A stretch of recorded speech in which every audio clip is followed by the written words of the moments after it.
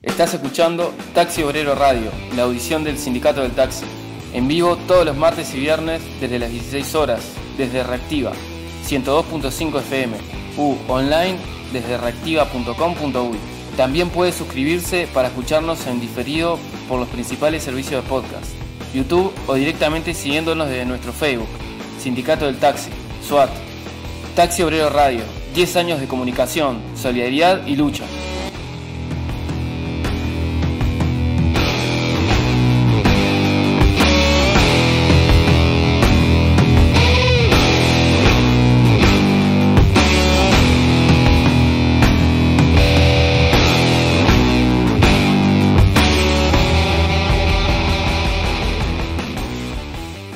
Buenas tardes, volvemos con el segundo bloque de Taxi Obrero Radio, la audición del Sindicato del Taxi en su programa número 16, en su segunda etapa con Reactiva Contenidos en el 102.5 FM para Peñarol y Aledaños y por reactiva.com.uy.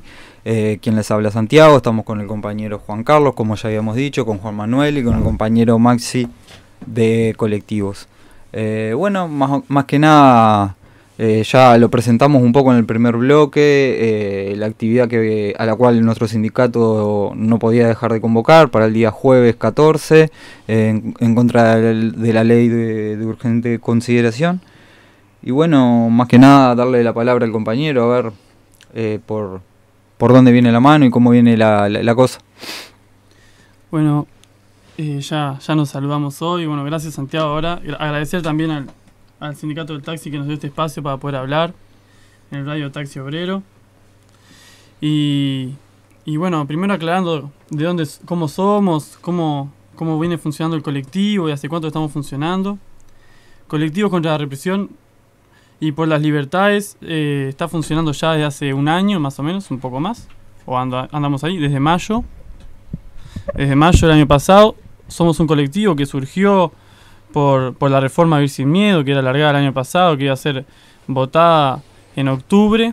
Ya en mayo nosotros nos empezamos a juntar desde varios colectivos y personas independientes para ver y analizar nosotros mismos la propuesta de Vivir Sin Miedo y cómo podíamos enfrentarla en las calles con una postura rupturista y con una postura que sea realmente crítica con lo que tenía todo esto detrás y con lo que ya se venía arreglando entre partidos en el Parlamento desde hace años atrás.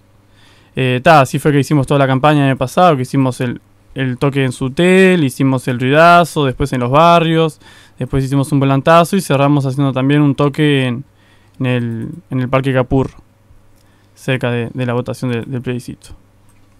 Luego, después de esto, ante las inquietudes de muchas leyes que ya estaban pasadas en el Parlamento y la reunión y que teníamos unas ganas y una crítica muy grande de cómo se dio toda la campaña de Vivir Sin Miedo y la contracampaña de Vivir Sin Miedo, de todo lo que venía detrás, que también hay que militar. Entendimos ahí que no acababa solo nuestra militancia, habiendo, digamos, logrado que no salga estas leyes que lo que hacían era verdaderamente criminalizar y generar un Estado militarizado bastante grande. A través de esto fue como decidimos agarrar y seguir militando, y así nos pusimos el nombre de Colectivos contra la Represión y por las Libertades. Bueno, empezando hablando sobre un poco el tema que nos trae hoy a colación, que es el tema de la ley de urgente consideración que presentó el gobierno. Nosotros ya venimos analizando el borrador que fue presentado o publicado, digamos, en febrero de este año. Ya ahí empezamos haciendo un primer análisis en lo cual nos hacíamos una idea de lo que se podía venir en cualquier momento que el Ejecutivo decidiera mandarlo al Parlamento, y que a partir de ahí correrían esos plazos bastante reducidos para tratar esta ley. Bueno, empezando en rechazar este mecanismo que está dentro de la Constitución, este mecanismo antipopular, que lo que hace es darle las potestades al Ejecutivo de agarrar y poder llevar un proyecto de ley sin una cantidad específica de artículos o como quiera que sea el tamaño de esta, y de que se tenga que tratar en 90 días como máximo, y si no se resuelve algo en esos 90 días por mayoría simple, queda, digamos, resuelta o aprobada en su totalidad. En caso de que el Parlamento, los senadores, la Asamblea General o los diputados no llegan a un acuerdo de una mayoría simple. Bueno, esto demuestra verdaderamente que esta ley es de 501 artículos, una ley gigante que tiene que ser discutida en 90 días, pero aparte de eso, también genera las dificultades para que nos podamos manifestar en el campo social, las organizaciones sociales, los sindicatos, los gremios, las organizaciones de derechos humanos. Y en este marco en el cual estamos dentro de lo que es esa pandemia avisada, esta pandemia que nos está recorriendo a todos y lo que hace es, más que nada, inmovilizar a la gente, inmovilizar a las organizaciones sociales y todo, y con el hashtag de quédate en casa que tanto promueve el gobierno y los canales masivos de comunicación hegemónicos, nos vemos de que ellos deciden, en base a una supuesta presión de Larrañaga, de cuándo era lo urgente de poner las políticas de seguridad que proponían en esta ley de urgente consideración, deciden unas semanas después, el 28 de abril, en presentar esta ley a través de la Cámara de Senadores. Bueno, sobre esta ley en sí, nosotros entendemos que la ley es toda en sí antipopular y obviamente antidemocrática por lo que expresé anteriormente. Nosotros entendemos que lo importante es tomar las calles igual, así es como largamos la campaña para hacer esta concentración, que es a la urgente ley de los ricos la enfrentamos en las calles. Es muy importante retomar las calles y la presencia, al igual que los trabajadores y las trabajadoras de a poco retornan a sus lugares de trabajo, con sus cuidados que cada uno tome pertinentes para tomar en cuenta, como no compartir el mate, un caso que se da acá en la radio. Nosotros entendemos que así también nos podemos manifestar, ¿no? De que si podemos trabajar, nos podemos manifestar, como dicen los compañeros.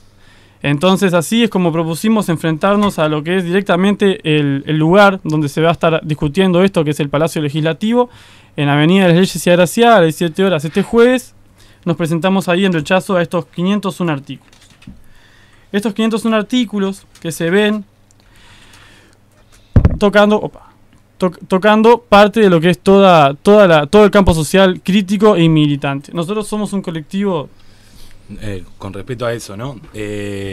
Hay un cambio de gobierno que nosotros venimos viendo, digo, sí que si bien el gobierno anterior ya había tenido varios pasos en el plano represivo, las cuestiones de las cámaras, los pagos, ya había un montón de denuncias a nivel de derechos humanos. Cambia el gobierno, ¿qué particularidades tiene la ley a nivel de lo que va ahora a votarse?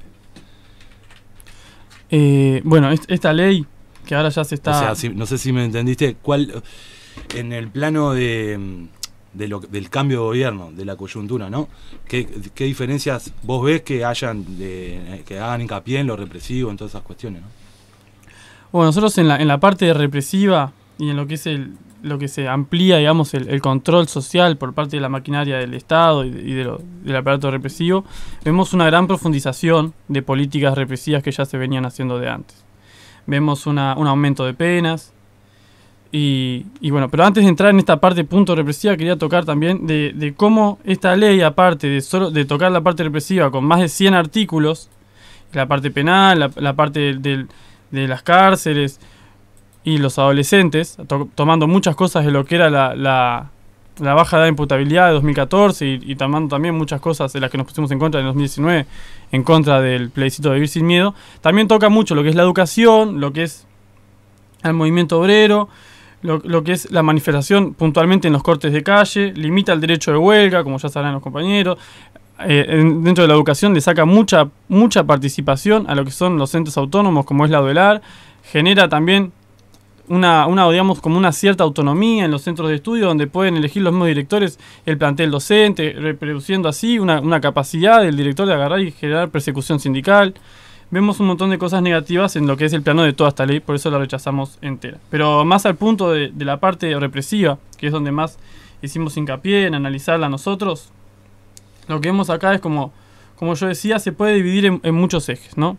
Hay una clara materia de supuesta seguridad ciudadana, que es como ellos la nombran, que lo que hace es criminalizar la protesta y la pobreza a grandes rasgos. Generando como su primer artículo lo que es una ampliación de la legítima defensa, en lo que ahora esto lo que haría sería como incentivar a los sucesos que sucedieron el año pasado, como lo fue el asesinato de Plef. El hecho de que alguien vea una supuesta sombra, lo que sea, en su balcón, en su azotea o en su jardín, sin importar cuánto pueda llegar a medir tu jardín, ya tendrías como la legítima defensa de agarrar y poder pegarle casi un tiro a esa persona porque está en tu propiedad. Esto vemos claramente cómo lo que hace es legitimar ese tipo de acciones que vimos años anteriores y que vemos bastante seguido. También así pone de que la policía o los cuerpos militarizados y de seguridad en su actuar también van a estar bajo legítima defensa a menos de que se pueda demostrar lo contrario. Esto viene acompañado de un aumento de penas y una eliminación de muchas libertades, como el hecho de marchar o de cómo poder expresarse en la calle, ¿no? La libertad de expresión. Un artículo sobre el cual me quería expresar era sobre la resistencia al arresto, que es el artículo 4, y el agravio policial. La resistencia al arresto es la creación de un nuevo delito que antes sería incumplido, sería como el desacato, que era de 6 meses a 19 meses la pena, digamos, por incumplir esto. Ahora la resistencia al arresto tiene de 6 meses a 3 años.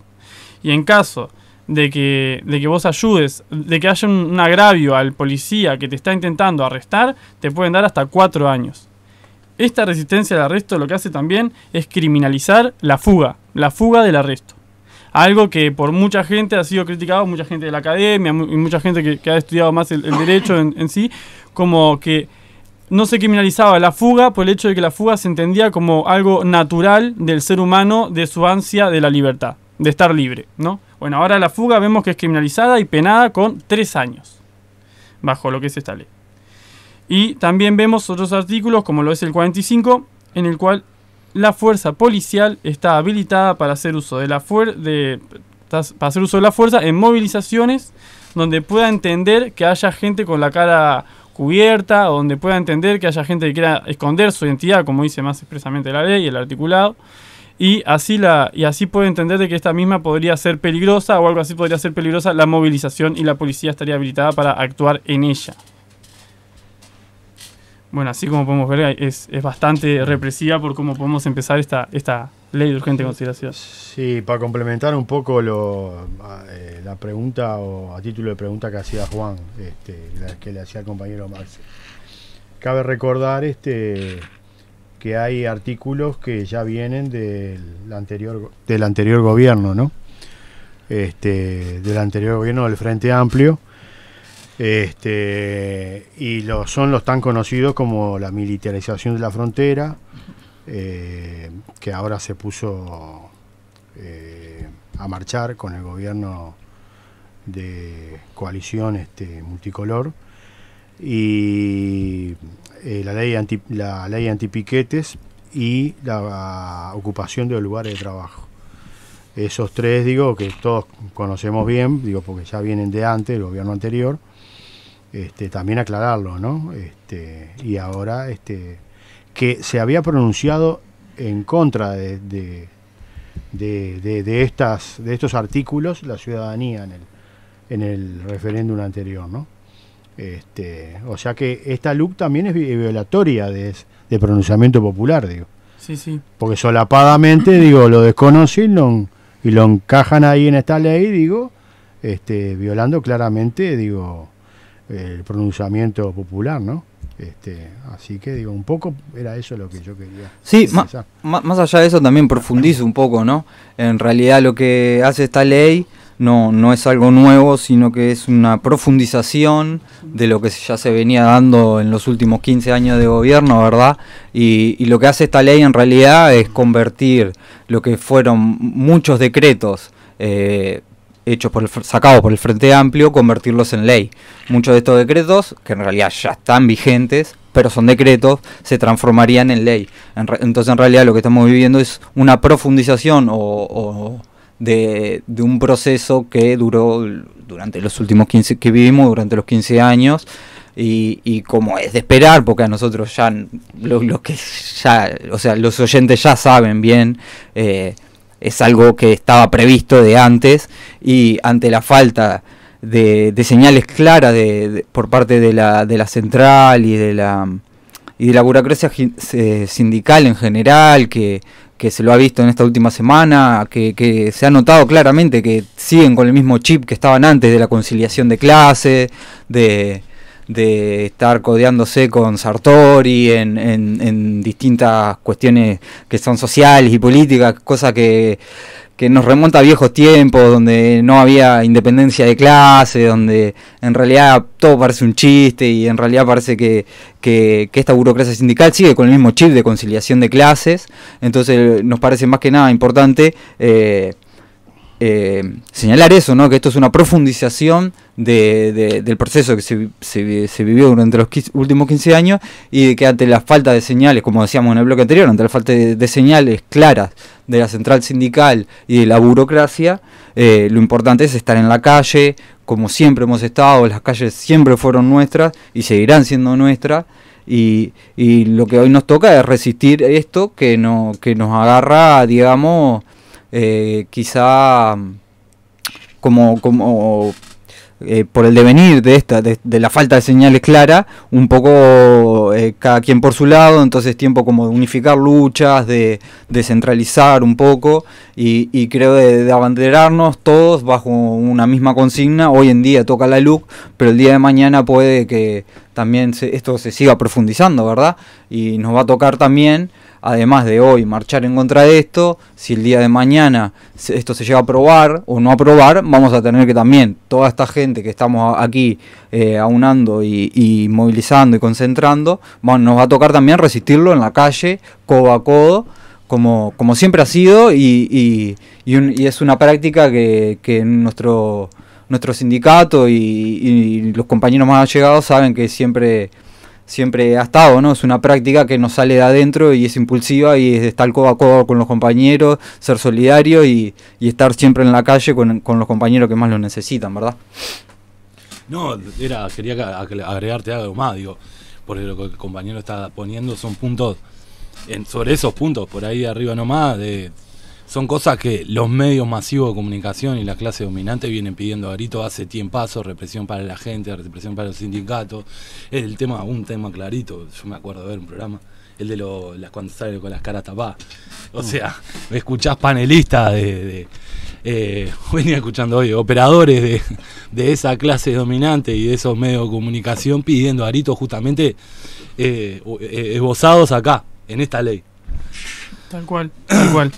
Como decían los compañeros, bueno, una pequeña aclaración que después Santiago un poco la hizo. Lo que hizo Tabaré Vázquez en el 2017 fue un decreto, el decreto antipiquete que nombraba Juan Carlos hoy.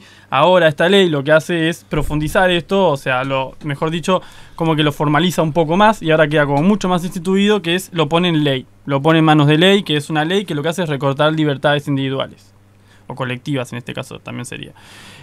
Esta ley, ahora lo pone en ley, agarra ese decreto que puso Tabaré Vázquez, en el cual nos supimos movilizarnos en la calle en contra de pero ahora lo pone en materia de ley. Y otras cosas que hacen también en lo que es en la materia de la profundización y la criminalización de la pobreza, es agarran las penas mínimas para los menores de edad y mayores de 15 años, y lo que antes se había puesto como una pena mínima de lo que era 1 año, que también era un recorte de libertades, ahora lo duplica. Y ahora serían una pena mínima de 2 años y máxima de 10 años.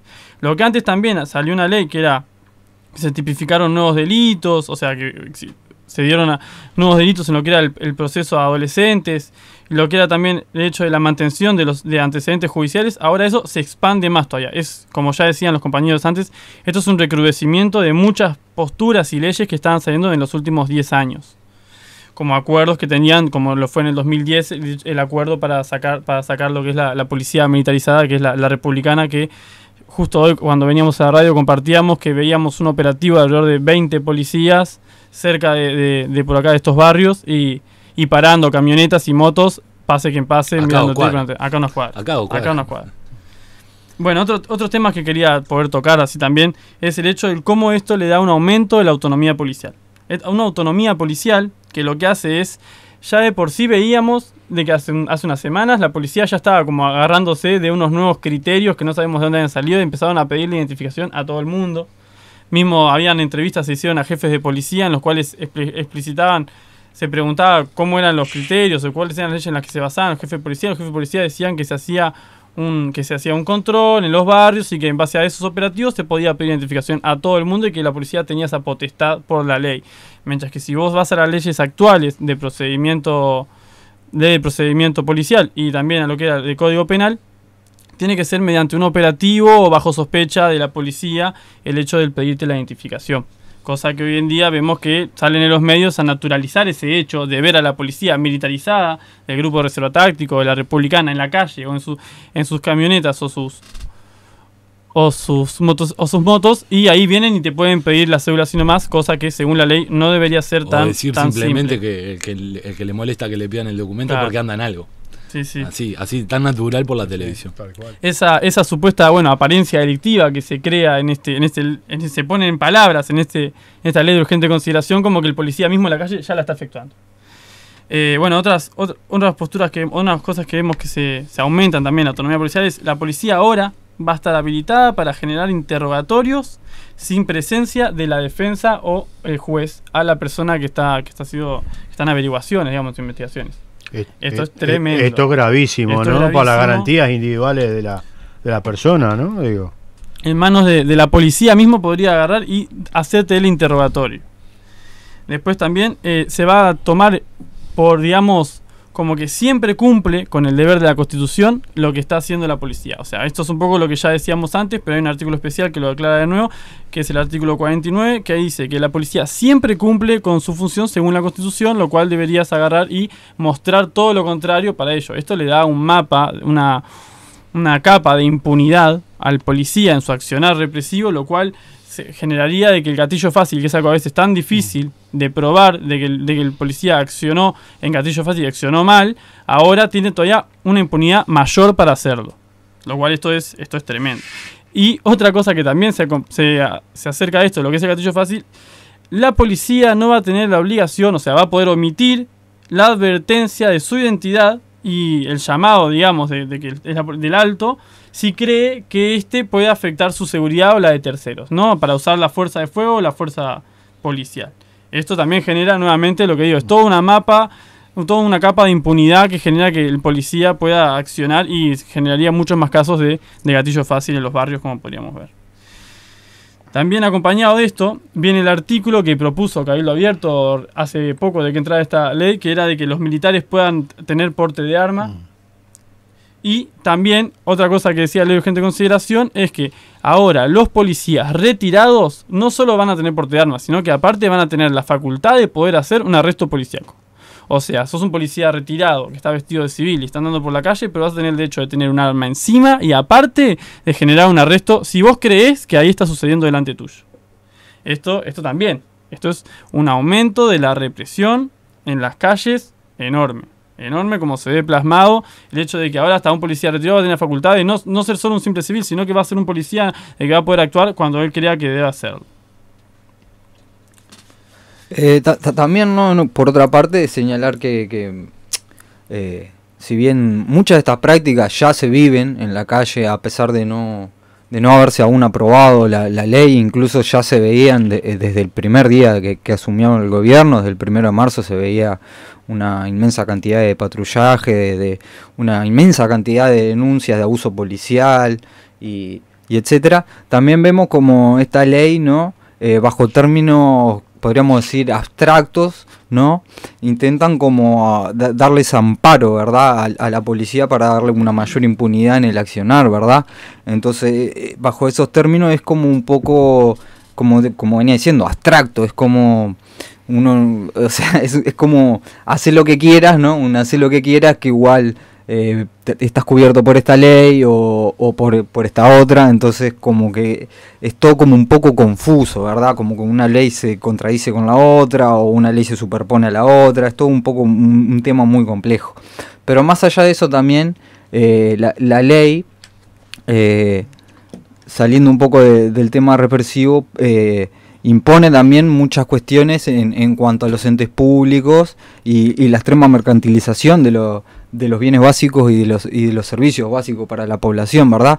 Cosa que si tú lo sumás a todo el aspecto represivo, la imposibilidad de organizarse y de manifestarse, genera todo como un todo, ¿verdad? Que genera un panorama bastante oscuro para lo que se nos viene, ¿verdad? Porque por un lado tenés unos recortes gigantescos, una extrema mercantilización de los servicios públicos, empresas públicas están a punto, que básicamente se propone privatizarla, y por otro lado tenés todos los aspectos represivos por los cuales te impedirían a ti, básicamente, por ley, no organizarte, reprimir a la mínima, y dar toda una serie de libertades de accionar a la policía para evitar que todo eso suceda, ¿verdad? Y acallar las voces. Y todo esto amparado además claramente, como se ha visto en estos últimos meses, por los medios de comunicación mayoritarios, ¿verdad? Que muy poco han hablado y el hincapié está en otras cosas que en realidad no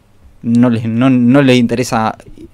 Quizás no sea que no sea tan interesante, sino que no es tan importante como no le dan la importancia que debería a esta ley, ¿verdad? Bueno, unas cositas también que quería agregar sobre el tema de lo que es el aumento de lo represivo, es lo que va a suceder en las cárceles. También esta ley lo que hace es elimina la suspensión condicional del proceso, que esto es lo que sucedía muchas veces, es de que era un instrumento que se utilizaba para no aumentar el número de presos en las cárceles, de disponer otras medidas que no impliquen la prisión efectiva, para casos que no sean delitos graves. También con esto lo que hace es elimina libertades y beneficios a la hora del trabajo dentro de la cárcel o el estudio dentro de la cárcel, sino que pone la obligatoriedad de la persona privada de libertad a trabajar. Reduce los procesos abreviados y el principio de oportunidad. Este tipo de medidas en un bloque lo que generan va a ser un mayor hacinamiento en las cárceles. Va a ser un aumento de la población dentro de las privadas de libertad, que lo que va a hacer llevar a un gran hacinamiento en las cárceles y peores condiciones de encierro, lo que va a ser prácticamente lugares de un hacinamiento gigante que podría compararse casi con otros países enormes que tienen estos hacinamientos ya hace muchos años, que nosotros ya veníamos generando hace mucho tiempo, porque quiero recordar que somos el segundo país de América Latina con mayor cantidad de personas privadas de libertad per cápita. El primero es Brasil. Y son campos de concentración, inclusive como es la Interamericana, la Organización Interamericana de Derechos Humanos, cuestionó, digo, las condiciones carcelarias en el país, ¿no? Y sin embargo, aparentemente no se tuvo ninguna clase de... Sí, datos que podíamos ver con esto es que del 2006, más o menos hasta lo que fue el 2018, por ahí la población carcelaria se duplicó. Hay alrededor de 12.000 personas privadas de libertad en las cárceles de Uruguay, lo cual es un número gigantesco. Es un número enorme que presentamos dentro de lo que es nuestro país, a diferencia de otros también de América Latina, que tienen otros procesos también de tortura espantosos, ¿no? Pero el nuestro se debe meter muchas cárceles, y las cárceles de Uruguay mantenerlas llenas y provocar este hacinamiento. Bueno, no sé si querías agregar algo más. Hay un artículo más que quería poder compartirlo para poder discutirlo, capaz un poquito, o ver qué les parecía también por el impacto que para mí, al menos cuando yo lo leí, tuvo, que es la información de los operadores de telecomunicaciones al Ministerio del Interior. Es el artículo 105 que dice: a requerimiento del Ministerio del Interior y para tareas de investigación policial y el esclarecimiento de delitos, los operadores de telecomunicaciones deberán facilitar en un plazo no mayor de 48 horas de recibida la solicitud la información detallada de la localización geográfica del terminal o punto de determinación de red de origen de la llamada y del destino del llamado de transmisión de datos. Se debe proporcionar una posición lo más exacta posible del punto de comunicación y la ubicación del equipo. Este artículo lo que dice es de que a través del Ministerio del Interior, sin pasar por juez ni nada, ya deberían las empresas de telefonía agarrar y pasarle la ubicación exacta y los puntos con quién fue que fue comunicada esa persona de ese celular o ese equipo que estén utilizando. Estas cosas también se podían utilizar antes de la LUC en lo que era si vos caías dentro de los parámetros que incluían a la ley antiterrorista, que fue puesta el año pasado, que fue votada en el Parlamento el año pasado. Si vos caías como terrorista, también se podían utilizar mecanismos para encontrar tu ubicación lo antes posible. Pero esto lo que hace en sí mismo es darle como un aval y una autonomía mucho mayor al Ministerio del Interior del actuar y de encontrar tu ubicación a través de tu celular, sin mediar a través del Poder Judicial.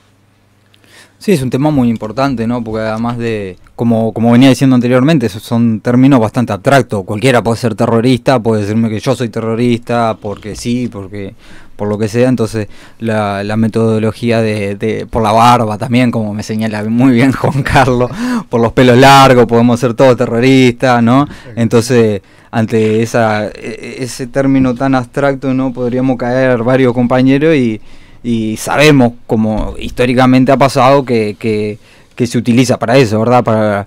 Y también la profundización, ¿no? Del control por parte del Estado sobre todo el tipo de organización y que se salga más allá de los parámetros que ellos tienen permitido, ¿verdad? Como ya sabido, llega hasta cierto punto en el que, bueno, dicen basta y empiezan no solo a controlar, sino a reprimir, a acosar a los compañeros, como ya sabemos que ha pasado a diversos compañeros, con llamadas, con lo que sea, vigilancia, o sea que también va un poco más profundo, más allá de eso, aunque sí también es preocupante el tema de la geolocalización, el tema de que todo el mundo ahí tiene celular y ni siquiera sabe que está siendo rastreado, o quizá grabándole las llamadas o lo que sea. Entonces también subconscientemente eso es una cuestión bastante importante. No sé si el compañero tiene algo más que agregar o... Bueno, ahora más que nada convocar a esta movilización de este jueves 14 de mayo a las 17 horas en Avenida Graciada y Avenida de las Leyes.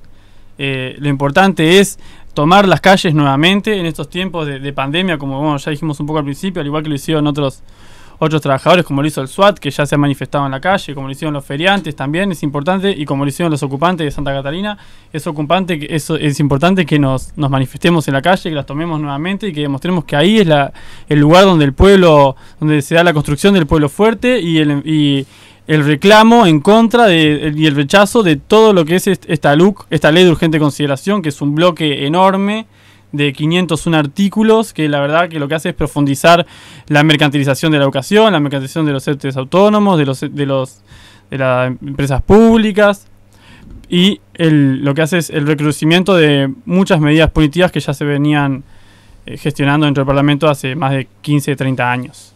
Así que bueno, nos esperamos entonces este jueves a las 17 horas enfrente a Palacio Legislativo, más preciso, Avenida de las Leyes y Agraciada.